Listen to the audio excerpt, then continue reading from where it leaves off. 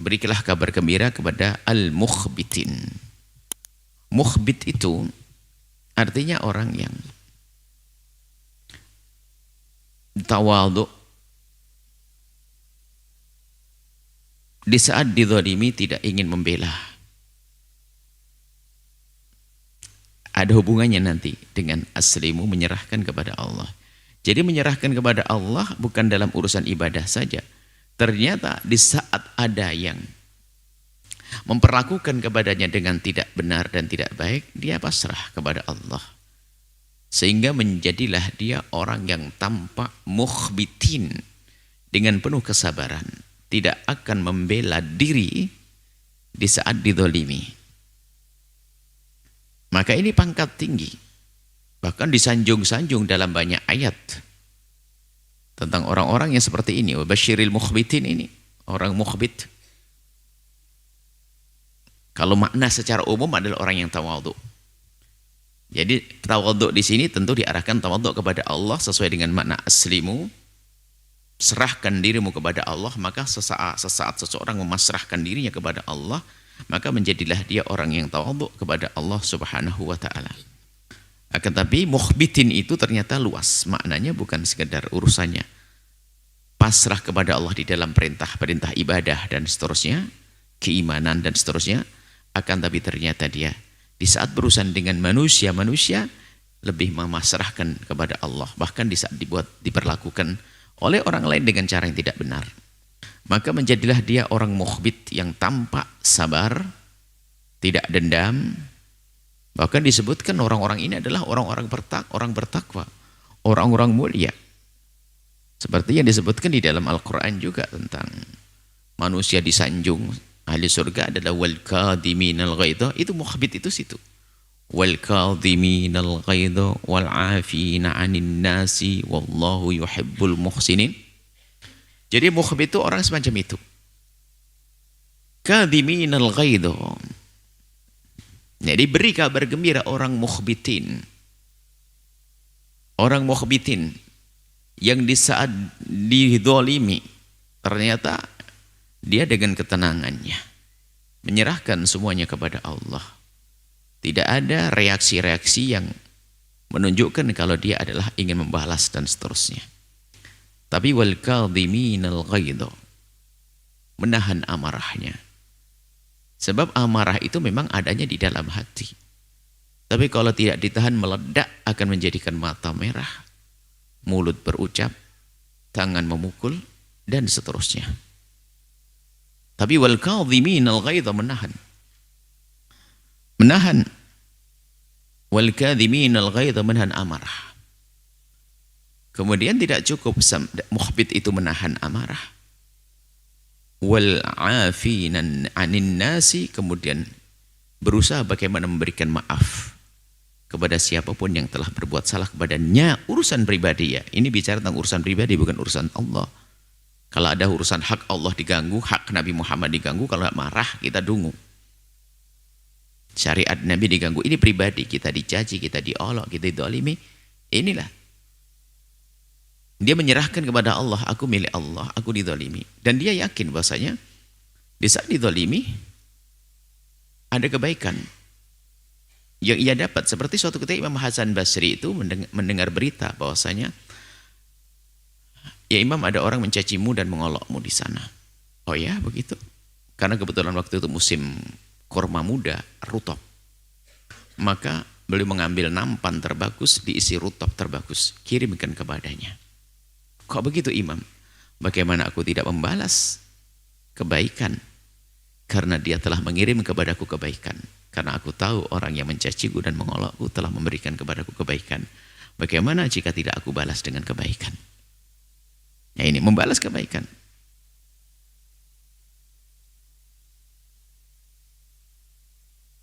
Maka sampai para orang yang faham makna ini, makna bahwa orang yang dicaci, digunjing itu sebetulnya telah diberi hadiah kebaikan oleh orang yang menggunjing.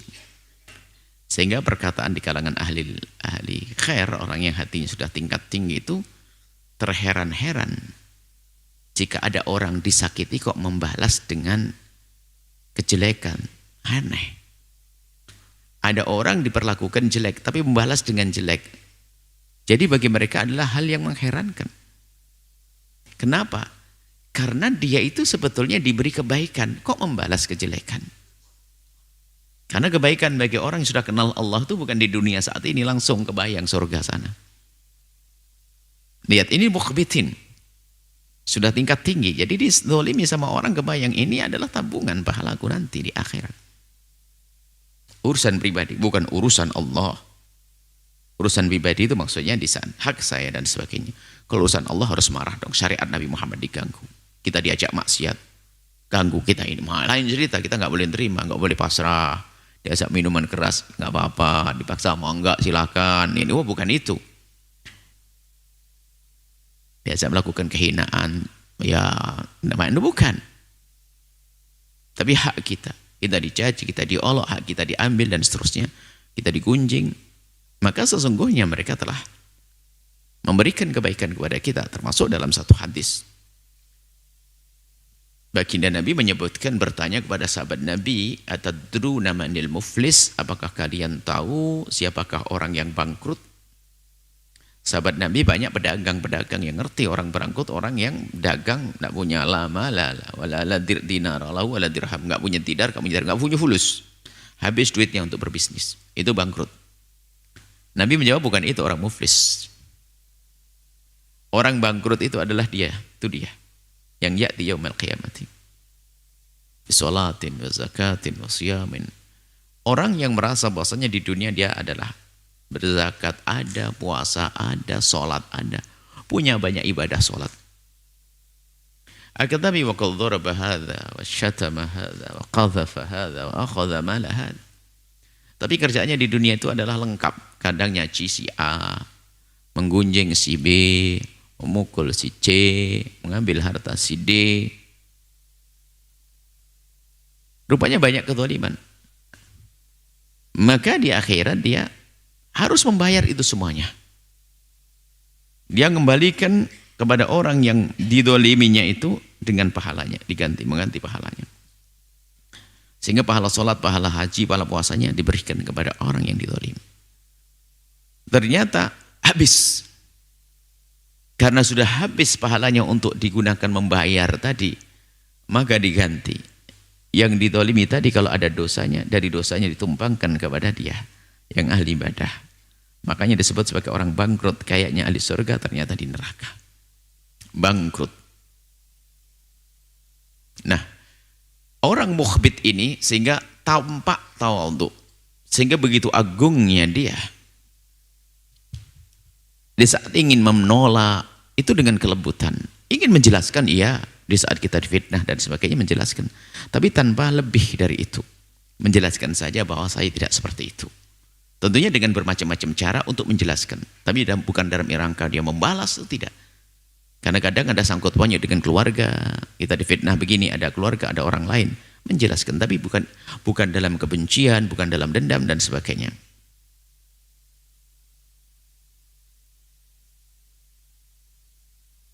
Sehingga orang itu menjadi yang disebutkan di dalam Al-Quran, idfa billati hiya ahsan.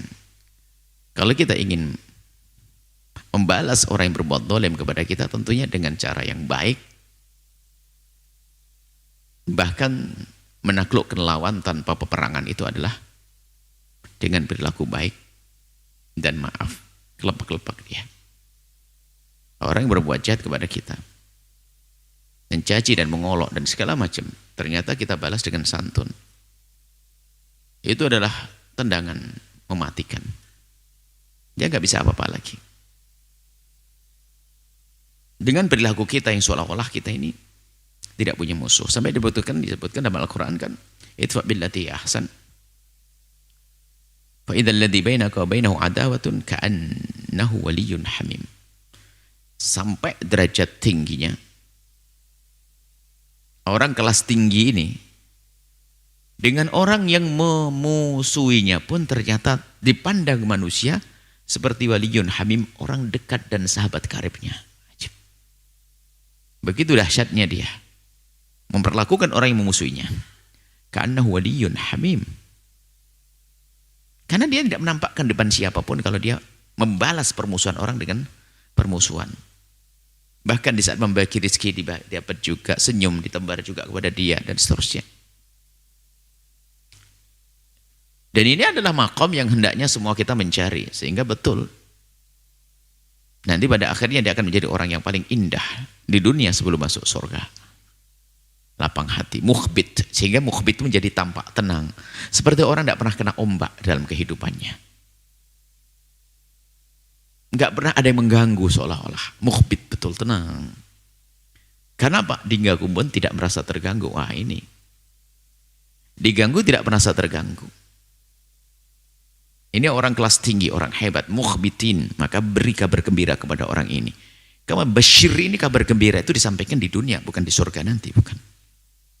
Ini bukan bicara tentang surga. Surga ya, ayat basyiril mukhbitin, berikan kabar gembira di dunia. Dengan apa? Dengan ketenangan yang ia temui, ketentraman dalam dirinya. Sebaliknya, orang yang dipenuhi dengan dendam di dalam dirinya, lihat. Dia menjalani hidup capek. Biarpun di tempat yang luas seperti sempit, sehingga perlu pergi ke Mars. Ada orang mau pergi ke Mars itu nggak punya kawan di dunia. Wong kita aja di sini masih ada hutan belantara di Kalimantan sana, pesawat jatuh aja nggak ketemu. Ngapain pergi ke Mars? Tidak senang hidup dengan sesama manusia. Makanya ya harus hidup dengan nggak tahu. Nah ini kalau permasalahan hati. Tapi kalau orang sudah bisa mengolah hatinya, mereka akan menemukan bahwasanya di dunia ini seperti di surga, belum masuk surga. Akan berlaku keindahan ini otomatis kepada siapapun yang ada di kiri kanannya. Dimulai dari suaminya, istrinya, anaknya, pembantunya. Oh, karena dia memperlakukan pembantu dengan kasih dan cinta. Bukan seperti budak yang direndahkan. Bahkan mungkin dia akan berterima kasih kepada pembantunya sehari 10 kali, 15 kali. Kenapa? Tanpa mereka akan kesusahan dalam hidupnya. Ada suami istri ini lihat, dendam sama suaminya. Kerjaannya marah dan sebagainya. Sama istrinya juga begitu, kalau tidak marah bukan dia. Apa itu? Kebodohan. Tingkat tinggi. Apa indahnya seperti itu? Keras kepala. Ya sudah begitu dengan keras kepalanya, dia tidak menyadari keras kepalanya. Maka sering kami sampaikan, tidak akan bisa dibenahi rumah tangga seorang perempuan yang hanya bisanya menyalahkan, tidak merasa dirinya salah. Seorang suami yang hanya bisa menyalahkan, tidak pernah merasa dirinya salah.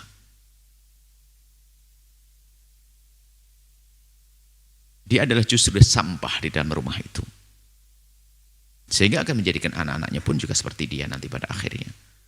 Punya cara hidup yang jelek, yang salah. Ada kehidupan-kehidupan semacam itu. Mana indahnya?